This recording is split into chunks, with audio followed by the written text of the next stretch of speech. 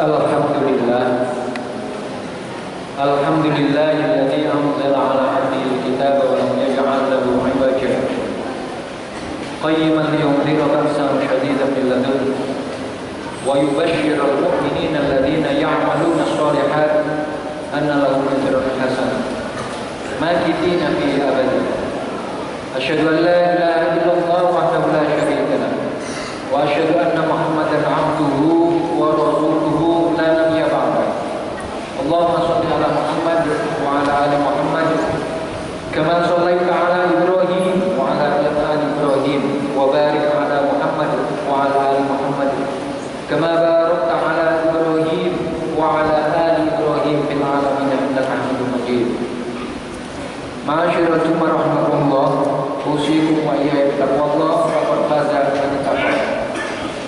Jamaah-jamaah yang dirahmati oleh Allah, Allah Subhanahu wa taala berfirman, A'udzu billahi minasyaitonir rajim. Ya ayyuhalladzina amanu taqullaha haqqa tuqatih wa la tamutunna illa wa antum muslimun. Dan utusan Allah Muhammad sallallahu alaihi wasallam bersabda di dalam hadisnya, Ittaqillaha haitsuma kunt wa atbi'is sayyi'atal hasanata tamhuha wa khaliqin nasa bi khuluqin hasanin. Shadaqallahul 'azim wa shadaqa rasulul karim wa nahnu minal mu'minina 'ala dzalika minasy syahidin. Jemaah-jemaah yang dirahmati oleh Allah, Allah Subhanahu wa taala di dalam menciptakan alam, di dalam menciptakan seluruh makhluk-makhluknya secara kronologis, secara berurutan, seluruhnya telah ditetapkan oleh Allah dalam sistem yang sangat besar sekali manfaatnya bagi kita ketika kita mau dan punya keinginan besar untuk mengilmui apa yang menjadi ketetapan Allah dalam kehidupan yang ada bersama kita saat ini. Sebagaimana Allah telah menurunkan firman Allah yang pertama yang menandakan bahwa Rasulullah Muhammad SAW sebagai Rasul yang sangat ini menjadi manhaj atau metode pengambilan ibrah atau pengambilan apa yang menjadi landasan bagi lembaga kita itu dalam berdakwah, yang dimulai dengan ayat yang pertama kali turun di surah Al-Alaq. Di saat Allah berfirman, Iqra bismi rabbikal ladzi khalaq, khalaqal insana min 'alaq, Iqra wa rabbukal akram, alladzi 'allama bil qalam, 'allamal insana ma lam ya'lam.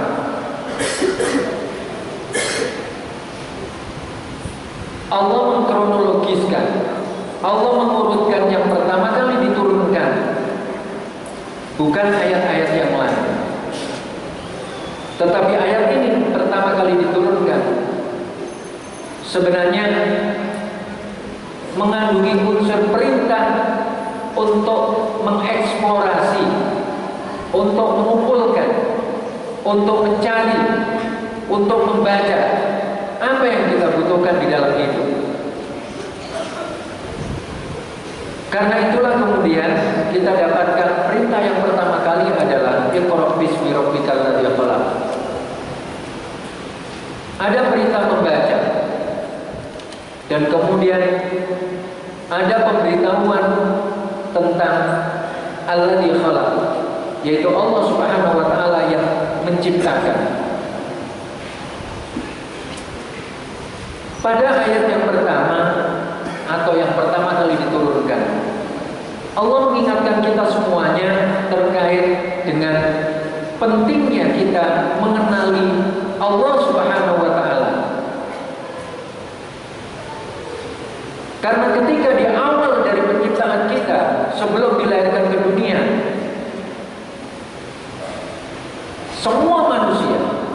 tidak terkecuali. Mereka semuanya telah mengenal Allah di alam itu. Maka tuntutan adalah ketika lahir di dunia, apakah masih mengenal? Karena mengenal Allah untuk yang pertama kali,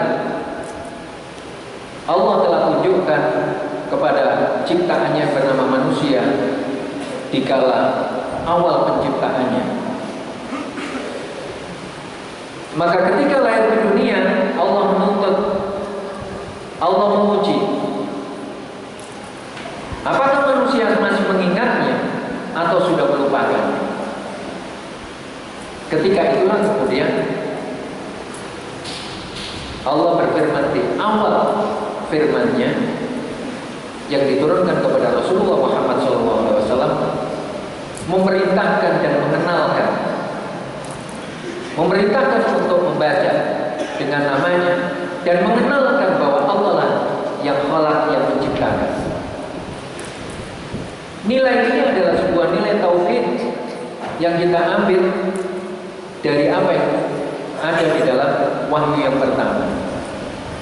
Dan di dalam tauhid inilah pentingnya atau satu perkara yang sangat penting dan lebih penting dari yang lainnya. Ketika di dalamnya ada nilai mentauhidkan Allah atau nilai tauhid itu. Dalam kehidupan kita seringkali mudahnya terombang-ambing, mudahnya kita untuk terikut-ikut dengan apa yang dikehendaki oleh manusia yang lainnya. Mudahnya kita larut di dalam arus yang dibuat oleh manusia-manusia. Ini adalah disebabkan karena tidak kuatnya pengenalan manusia itu, tidak kuatnya pengenalan kita terhadap Allah. Dalam satu sisi, manusia dianugerahkan oleh Allah akal. Sebenarnya inilah yang kemudian mengawali dari sebuah kehidupan yang tetap mengenal Allah. Dan selanjutnya dengan istiqomah mengakui keberadaannya, dan selanjutnya menjadikan Dia Allah satu-satunya tempat untuk bergantung, tempat segala-galanya bagi kehidupan manusia itu. Tapi kenyataannya adalah justru manusia banyak dilenangkan oleh kehidupan yang ada ini dengan segala macam fasilitas yang diberikan oleh Allah.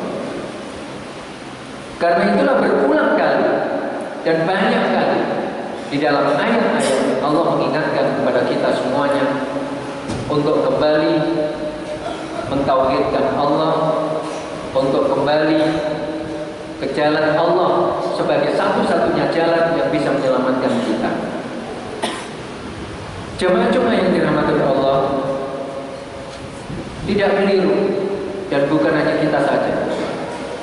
Sesungguhnya kita mewarisi dari generasi-generasi para orang-orang soleh sebelum kita, bahwa kita meyakini pada firman Allah yang pertama kali diturunkan itu mengandungi unsur nilai tauhid, dan di situ Allah memperkenalkan dirinya, dan di situ Allah memperkenalkan diri kita. Ketika Allah memperkenalkan Alladzi Khalaq, maka kita adalah makhluk-makhluk Allah yang diciptakan. Lalu kita mengikuti siapa kalau bukan mengikuti yang menciptakan kita? Ini perkenalan yang menghasilkan satu ketetapan, hanya Allah saja yang kita ikuti. Kalau Allah yang menciptakan, lalu siapa lagi yang mensuplai apa yang menjadi kebutuhan kita dalam hidup? Dan kemudian dalam kehidupan kita terus bergantung kepada siapa? Kalau bukan kepada Allah yang menciptakan. Lalu kemudian ketika kita diberikan sesuatu, entah itu berupa kesehatan, badan, ilmu, status sosial, harta, dan lain sebagainya, Lalu kepada siapa kita mengakui? Apakah ini adalah hasil dari kemampuan, hasil dari kecanggihan? Apa yang bisa kita lakukan dalam hidup? Inilah mulainya penyelewengan ketika kita merasa bahwa kitalah yang bisa mensukseskan hidup kita. Kita yang bisa meraih dari apa saja yang kita bisa raih dalam hidup ini. Padahal sesungguhnya seluruhnya adalah atas kuasa Allah jua sebagai penciptanya. Karena itulah dalam sistem pendidikan yang pertama kali dan yang paling utama adalah justru pendidikan tauhid. Ketika anak baru lahir, yang penting untuk dikenalkan adalah Allah. Untuk melanjutkan perkenalannya ketika sebelum lahir ke dunia, untuk memastikan bahwa jasad dan ruh ini tetap dikenalkan tentang keberadaan Allah. Begitu pula terus beranjak ketika sampai di lembaga pendidikan, maka yang paling penting diajarkan adalah nilai-nilai tauhid. Dan inilah kemudian lembaga pendidikan kita di Hidayatullah sesungguhnya menjadikan asas pendidikan tauhid itu, karena ini kebutuhan yang penting dan yang paling penting dan yang paling utama dalam hidup ini. Karena itu yang akan menjadi benteng dari kehidupan yang sekarang, dan itu yang akan menjadi bekal bagi kehidupan yang berikutnya dan di kemudian hari sampai di satu hari yang tidak akan berakhir. Karena itulah bagi kaum orang tua, bagi kaum bapak, bagi kaum ibu yang ada di rumah, mereka sesungguhnya yang paling penting untuk membekali putra-putrinya adalah bekal tauhid. Awal dari kehidupan anak-anak mereka yang harus dikenalkan adalah mengenalkan Allah. Kalau tidak, inilah yang kemudian terus berkembangnya umur, berkembangnya kehidupan dengan pengaruh yang sekian banyak dan ragamnya. Maka jika tidak dibekali dengan itu, mudah sekali larut dan mudah sekali terikut arus dari fasilitas hidup yang ada, dengan segala macam cobaan dan segala macam tantangan